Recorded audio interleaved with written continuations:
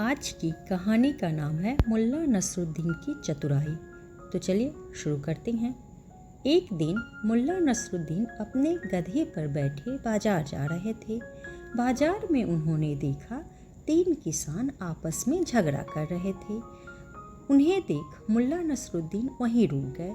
वहाँ खड़े होकर वे उनके झगड़े के कारण को जानने की कोशिश करने लगे। थोड़ी देर में किसानों का झगड़ा इतना बढ़ गया कि उन्हें अपने झगड़े के निपटारे के लिए ग्राम प्रधान के पास जाना पड़ा। किसानों ने गांव के प्रधान को बताया कि वे तीनों किसान मित्र हैं और तीनों मिलकर व्यापार करने के लिए गधे खरीदने आए थे।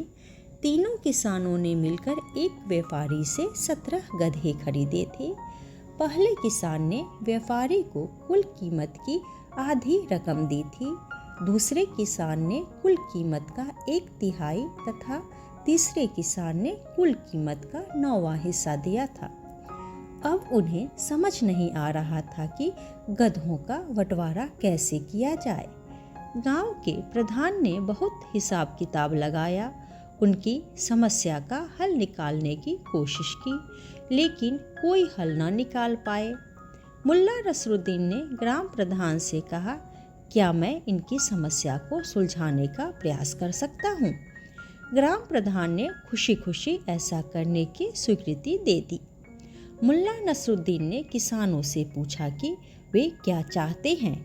वे बोले, हम अपने गधों को इस तरह बांटना चाहते हैं कि हम सबको उतने गधे मिले जितने गधों की कीमत हमने दी है। मामला दिलचस्प था। दर्शकों की भीड़ इकट्ठी हो गई थी। मुल्ला नसरुद्दीन ने गांव के प्रधान सहित उन सबको वहां चलने के लिए कहा जहां गधे खड़े थे। ग्राम प्रधान सहित किसान और सभी देखने वाले वहां पहुंच गए। मुल्ला नसरुद्दीन ने गधे गिने, वे संख्या में 17 थे। मुल्ला नसरुद्दीन ने अपना गधा भी उन गधों के साथ खड़ा कर दिया। अब गधों की संख्या 18 हो गई। मुल्ला नसरुद्दीन ने पहले किसान को बुलाया और पूछा, अच्छा बताओ, तुमने कितने रुपए दिए थे? वह बोला, व्यापारी ने हमसे जितने रुपए मांगे थे मैंने उसके आधे रुपए दिए थे। मुल्ला नसरुद्दीन ने कहा, इस हिसाब से तुम्हें आधे गधे मिलने चाहिए। मुल्ला नसरुद्दीन ने 18 गधों में के आधे 9 गधे पहले किसान को दे दिए। अब उसने दूसरे किसान को बुलाया, उससे पूछा, तुमने व्यापारी को कितने रुपए दिए थे? उसने कहा, मैंने व्यापारी को कुल कीमत के 1/3 रुपए दिए थे। मुल्ला नसरुद्दीन ने कहा, इस हिसाब से तुम्हें कुल गधों का तीसरा हिस्सा मिलना चाहिए। 18 का तीसरा हिस्सा हुआ 6। मुल्ला नसरुद्दीन ने 6 गधे दूसरे किसान को दे दिए।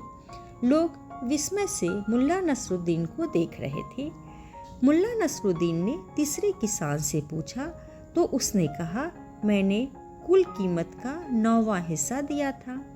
मुल्ला नसरुद्दीन ने कहा, इस हिसाब से तुम्हें कुल गधों का 9वां हिस्सा मिलना चाहिए। 18 का 9वां हिस्सा हुआ 2। मुल्ला नसरुद्दीन ने किसान को 2 गधे दे दिए।